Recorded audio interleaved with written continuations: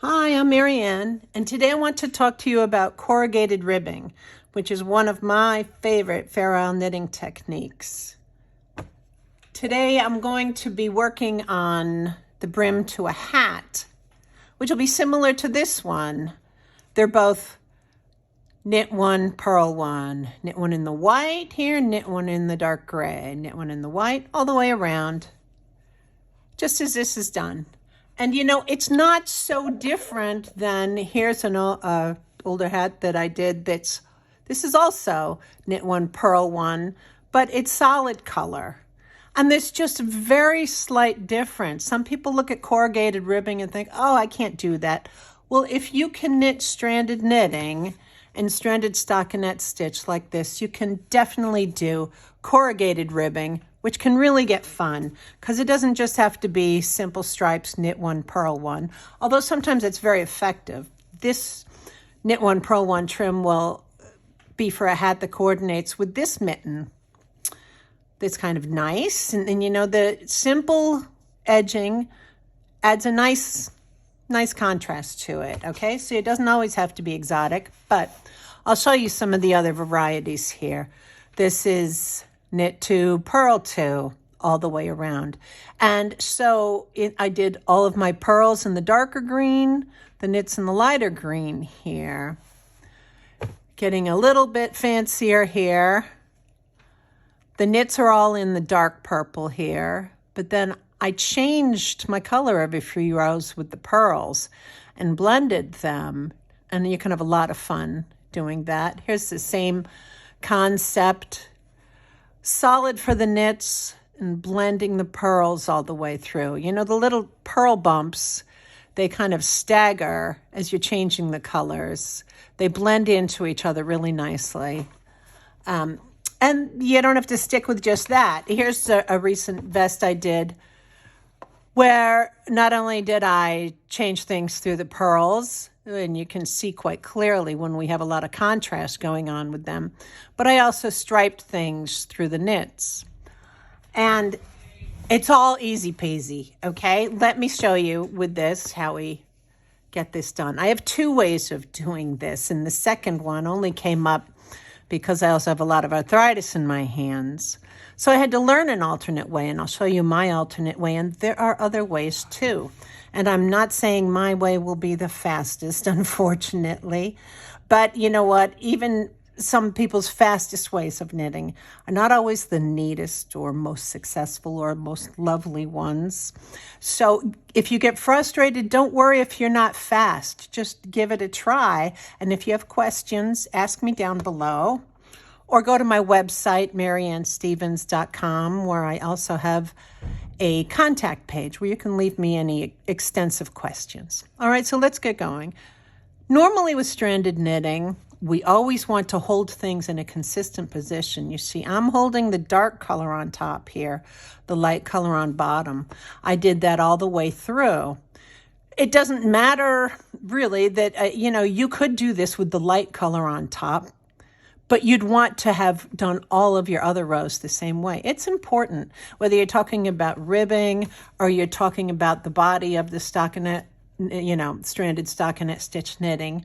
In each case, you know, you want to be consistent with how you do it. Keep, you know, in some cases, maybe your darkest color on top. Sometimes I do it where I have a lot going on. I might always keep what looks to me to be the background color on top or bottom. Just choose your setup and stick with it consistently throughout the project. So anyway, here I am using in this case, my darkest color on top, and it's time for a purl stitch. As always, you know, the purls are always worked from having the yarn in the front, pull your needle poking through to the front, wrap it, and pull your stitch to the back. Same as always. You've got to get the yarn from the front to the back though, before you can do your knit stitch. All of your stranding, for your unused stitch, it always has to be in the back so that you can strand it across the back of your work, whether you're doing stranded stockinette like this, or you're doing this corrugated ribbing. It's always a matter of keep the purl in the back when you're not purling, okay? So here's our knit stitch. As always, fine normal knit stitch, same as the knit stitch you've always done. Then to purl, you bring it to the front and you purl your stitch, and you get that purl yarn right to the back before you do your knit, okay? So I'll show you this a couple more times. Knit it. Purl it. It's always when I'm trying to show somebody that I get it jumbled. All right, knit, purl. And then I'll show you how I do this continental style too. And there are, I'm sure, other ways to do it continental style. You know, these are just two methods I've used. And depending on the hand injury of the week, one might be more comfortable than the other, which brings me to my next point. No one can really tell you which is the best method to use. You've got to try things out and see what works best for you. If these methods don't work for you, look for other ones too. But anyway, so here I am. I just did a normal continental stitch. I'll show you that again. You know, same as ever, just reaching to the back and pulling it through. Now, for purling it, I use what I believe is a Norwegian purl method, where you just reach to the back to pull the yarn to the front. You don't have to get your wrist involved in moving it back and forth. So you've got it in position to purl, but your yarn's up here, so you got to reach up for it and bring it back down, okay? Now we go to bring this through. Again, this is a lovely, easy way to bring your yarn to the front.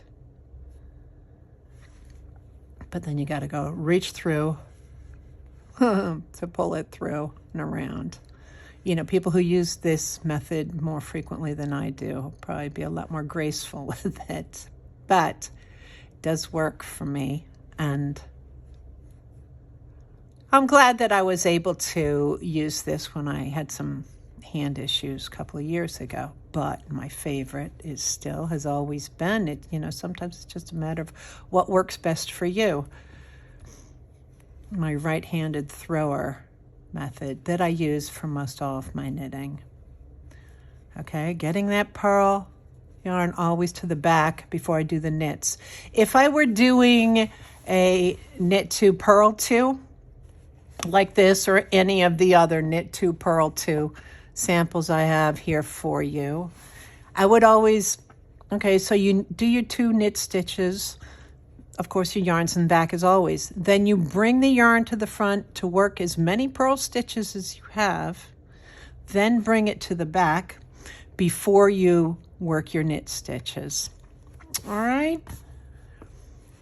I hope that does it for you, that you feel confident now to give it a try. It adds such a wonderful touch to your Fair Isle knits. You know, it's something that you don't see on machine knitted clothes. It's really only the human hands, even old arthritic hands, that do this kind of ribbing the best, this corrugated ribbing.